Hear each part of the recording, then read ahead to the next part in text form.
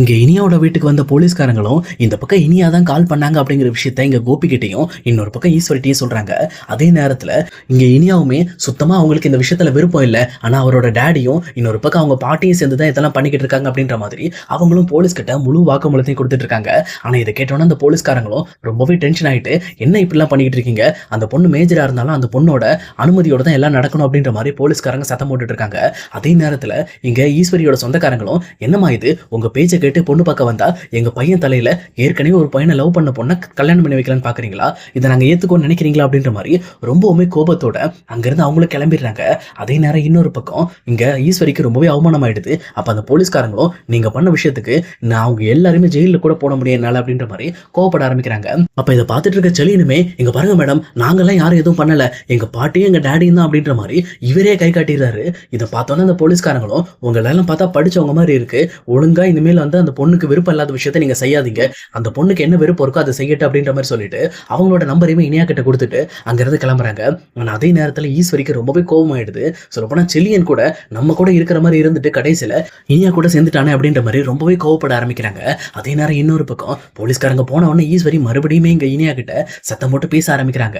ஆனா இனியாவுமே இதை பார்த்துட்டு, இங்க பாருங்க, இப்பதானே போலீஸ்காரங்க சொல்லிட்டு போனாங்க என்ன சத்தம் போடவோ திட்டவோ கூடாதுன்ட்டு, நீங்க எதுக்காக இப்படி பண்ணிட்டு இருக்கீங்க, நான் தான் உங்ககிட்ட சொல்லிட்டேன்ல இதுக்கு மேல ஆகாஷ் சம்பந்தப்பட்ட விஷயத்துக்கு நான் போக மாட்டேன்னு சொல்லிட்டு, ஆனா நீங்க இன்னுமே என்ன தொந்தரவு பண்ணிட்டு இருக்கீங்க, இப்படி பண்ணிக்கிட்டே இருந்தீங்கன்னா கண்டிப்பா இந்த வீட்டை விட்டு நான் வெளியில போயிடும் அப்படின்ற மாதிரி இனியா சொல்லிட்டு அங்கிருந்து கிளம்பிடுறாங்க. இதை பார்த்த உடனே இந்த பக்கம் வந்து கோபிக்கு ரொம்பவே வந்து கஷ்டமா இருக்கு, நம்ம ரொம்ப பெரிய தப்பு பண்ணிட்டு இருக்கோம் போல இருக்கு அப்படின்னு சொல்லிட்டு கொஞ்சம் வருத்தப்பட ஆரம்பிக்கிறாங்க. ஆனா அதே நேரத்துல இங்க ஈஸ்வரிக்கும் இன்னொரு பக்கம் கோபிக்கும் ரொம்பவே அவமானமானதுனால ரெண்டு பேரும் ரொம்ப டென்ஷனோட இங்க பாக்கியாவையும் திட்டிட்டு அவங்க ரூமுக்கு போறாங்க. ஆனா இன்னொரு பக்கம் இங்க பாக்கியாவுமே, நல்ல வேலை இப்போதைக்கு இந்த பிரச்சனைகள்லாம் சால்வ் ஆச்சு அப்படின்ற மாதிரி அவங்களும் கொஞ்சம் காம் ஆயிடுறாங்க. அதே நேரம் இன்னொரு பக்கம் கோபியுமே ஈவினிங் எல்லாரும் வந்ததுக்கு அப்புறம் எல்லாருமே கூப்பிட்டு வச்சு பேச ஆரம்பிக்கிறாரு. இந்த பக்கம் நான் இனியாக்காக தான் இந்த வீட்டில் இருந்தேன், இதுக்கு மேல இந்த வீட்டில் இருக்க வேண்டிய அவசியம் எனக்கு இல்லை, ஏன்னா இனியா பாப்பாக்கே நான் தேவையில்லைன்னு தெரிஞ்சிருச்சு, அதனால நான் இந்த வீட்டை விட்டு இன்னைக்கு ஈவினிங் கிளம்புறேன் அப்படின்ற மாதிரி அவங்களும் ஒரே முடிவா சொல்றாங்க. இதை கேட்டோன்னே இந்த பக்கம் வந்து வீட்டில் இருக்க எல்லாருமே கொஞ்சம் ஷாக் ஆனாலும் இன்னொரு பக்கம் ஈஸ்வரிக்கு பயங்கர அதிர்ச்சியா இருக்கு, என் பையன் எதுக்காக இந்த வீட்டை விட்டு போகணும் அப்படின்ற மாதிரி கொஞ்சம் அவங்க டென்ஷன் ஆக ஆரம்பிக்கிறாங்க. ஆனா இன்னொரு பக்கம் கோபியுமே, எங்க பாருங்கம்மா, நான் கண்டிப்பா இந்த வீட்டில் இருக்கிறது நடக்காத காரியம், ஏன்னா இதுக்கு மேல இந்த வீட்டில் நான் இருந்தேன்னா நான் வந்து வேண்டத்தக்கதான் தான், அதனால இந்த வீட்டில் நான் இருக்க மாட்டேன், நான் கிளம்பிடுறேம்மா ஈவினிங் அப்படின்ற மாதிரி சொல்லிட்டு அவங்களுமே ஒரு தயாரான முடிவோடு இருக்காங்க. அதே நேரம் இன்னொரு சைடு இந்த பக்கம் வந்து கோபி சொல்லிட்டு போனதுக்கு அப்புறம் ஈஸ்வரி வீட்டில் இருக்க எல்லாரையும் திட்டி திக்கிறாங்க. என் பையன் இந்த வீட்டை விட்டு வெளியில போனா நான் உயிரோடு இருக்க மாட்டேன், என் பையனுக்காக தான் நான் உயிரோட இருக்கேன், என்னோட கடைசி காலம் வரைக்கும் என் பையன் என் கூட தான் இருக்கணும் அப்படின்ற மாதிரி இவங்க ஒரு பக்கம் சத்தம் போட்டுட்டு இருக்காங்க. அப்ப இதெல்லாம் கேட்டுட்டு இருந்த பாக்கியாவுக்கு ரொம்பவே கோபம் வந்துருது. அவங்களும் ஈஸ்வரியை பார்த்துட்டு, இங்க பாருங்க, உங்களோட கடைசி காலம் வரைக்கும் உங்க பையன் உங்க கூட இருக்கணும்னா பேசாம நீங்களும் உங்க பையனோட கிளம்பி போங்க, நீங்க இங்க இருந்து ஒன்னும் சாதிக்க போறது இல்லை அப்படின்ற மாதிரி ரொம்பவுமே கோபத்தோட பேசிடுறாங்க. இது கேட்ட ஈஸ்வரியுமே, என்ன பாக்கியா உனக்கு திமிர் ஏறிடுச்சா, நேத்து தான் என்ன செத்து போ சொன்ன, இன்னைக்கு என்னன்னா இந்த வீட்டை விட்டு வெளியில போன்ற, நீ எல்லாத்துக்கும் துணிஞ்சிட்ட பாக்கியா, உண்மையிலுமே நீ பழைய பாக்கியா கிடையாது, உனக்கு இப்போ உன் மனசுல கொஞ்சம் கூட மனிதாபிமானம் கிடையாது, கொஞ்சம் கூட இறக்க குணம் கிடையாது அப்படின்ற மாதிரி பாக்கியாவை ரொம்பவே கொடூரமா திட்ட ஆரம்பிக்கிறாங்க.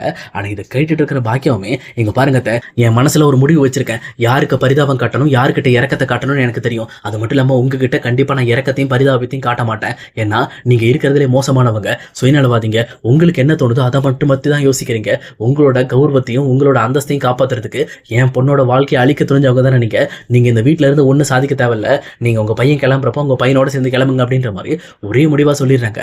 இது கேட்டவொடனே இந்த பக்கம் வந்து ஈஸ்வரிக்கு எதுவுமே பேச முடியல, சொல்லிட்டு அங்கிருந்து பாக்கியாவும் கிளம்பி போயிடுறாங்க.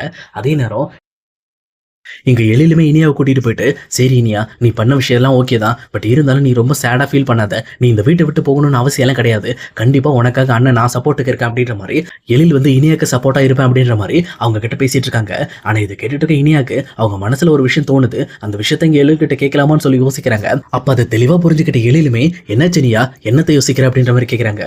அப்ப இனியாவும், அண்ணா அவங்க கிட்ட ஒரு விஷயம் நான் கேட்பேன், அது எனக்காக நீங்க செய்வீங்களா அப்படின்ற மாதிரி கேட்கறாங்க. அப்ப எழிலுமே, நீ சொல்லி இனியா, நீ என்ன விஷயம் சொன்னாலும் கண்டிப்பா நான் உனக்காக செய்வேன் அப்படின்ற மாதிரி சொல்றாங்க.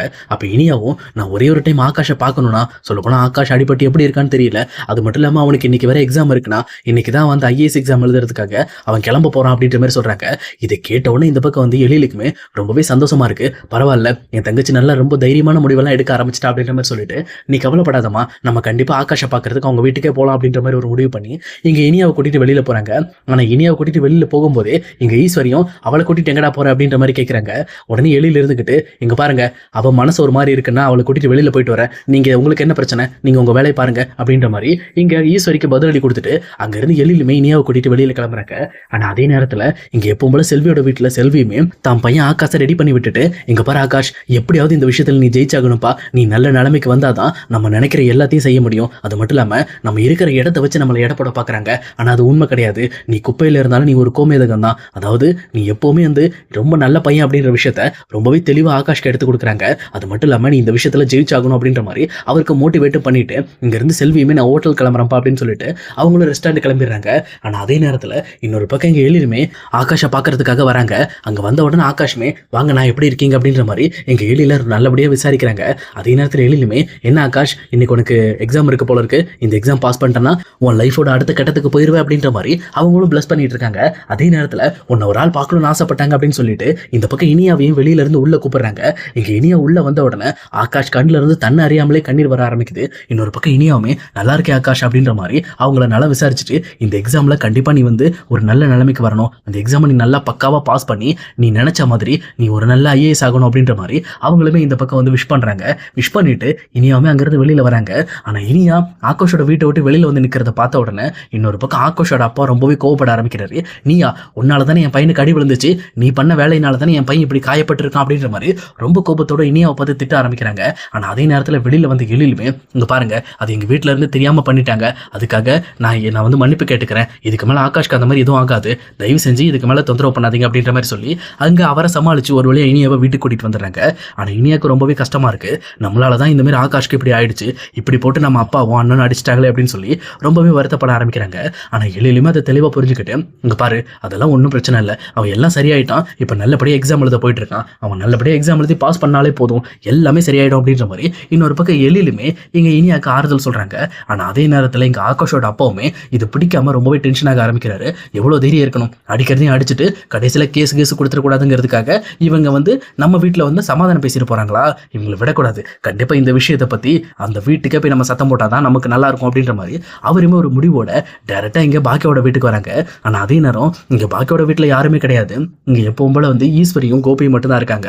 அவங்க உள்ள இருக்கும்போது இங்க ஆகாஷோட அப்பாவுமே யோ முதல்ல வெளியில வாங்க அப்படின்ற மாதிரி ரொம்ப கோபத்தோட தகாத வார்த்தை சொல்லி திட்ட ஆரம்பிக்கிறாங்க. ஆனா இதை கேட்டோன்னு கோபி ஈஸ்வரி வெளியில வராங்க. அவங்க வந்த உடனே யார் நீ எதுக்காக எங்க வீட்டு வாசல்ல வந்து கத்திக்கிட்டு இருக்க அப்படின்ற மாதிரி கோவப்பட ஆரம்பிக்கிறாங்க. அப்ப கரெக்டா இங்க ஆகாஷோட அப்பாவுமே ஓஹோ நான் யாருன்னு தெரியாதா, அதான் என் பையனை வந்து கால் கையெல்லாம் உடச்சு போட்டிங்கல்ல, அந்த பையனோட அப்பா, அதாவது ஆகாஷோட அப்பா தான் நான் அப்படின்ற மாதிரி ரொம்பவுமே கோவப்பட ஆரம்பிக்கிறாங்க. உடனே கோபி இருந்துக்கிட்டு என்னை மன்னிச்சிருங்க, இந்த மாதிரி நாங்கள் அவசரப்பட்டு அப்படி பண்ணிட்டோம், உங்கள் பையன் பண்ணதுக்காக தான் நாங்கள் அப்படி பண்ணோம் அப்படின்ற மாதிரி இங்கே கொஞ்சம் கோபி திமிரோடையும் கொஞ்சம் பரிவோடையும் பேசிக்கிட்டு இருக்காரு. ஆனால் இது கேட்டுட்டு இருக்க ஆகாஷோட அப்பாவுமே இங்கே பாரு, நீ பண்ண விஷயத்தெல்லாம் நீ விட்டுடலாம் அப்படின்னு சொல்லி நான் முடிவுக்கு வந்துட்டேன், ஆனால் சம்மந்தம் இல்லாமல் மறுபடியுமே உன் பொண்ணு என் வீட்டுக்கு வந்து என் பையனை பார்த்துக்கிட்டு இருக்கா, இது சரி வராது, மறுபடியும் இந்த மாதிரி வந்துச்சுன்னு வச்சுக்கேன், கண்டிப்பாக வந்து உன் பொண்ணை என் பையனுக்கு கல்யாணம் பண்ணி வச்சிருவேன், உன் பொண்ணு தான் வாண்டடா என் பையனோட மனசை கெடுத்துக்கிட்டு இருக்கா அப்படின்ற மாதிரி ஆகாஷோட அப்பாவுமே இங்க கோபி கிட்டையும் ஈஸ்வரி கிட்டையும் ரொம்பவே கோபத்தோட சொல்றாங்க. இதை கேட்டோன்னே இந்த பக்கம் கோபிக்கும் இன்னொரு பக்கம் ஈஸ்வரிக்கும் என்ன பண்றதுனே தெரியல, நம்ம நினைக்கிறத தாண்டி இங்க வீட்டுல என்னென்னமோ நடந்துகிட்டு இருக்குன்னு நினைச்சு ரொம்பவுமே கோபத்தோட இந்த பக்கம் வந்து இனியாவை பத்தி யோசிக்க ஆரம்பிக்கிறாங்க.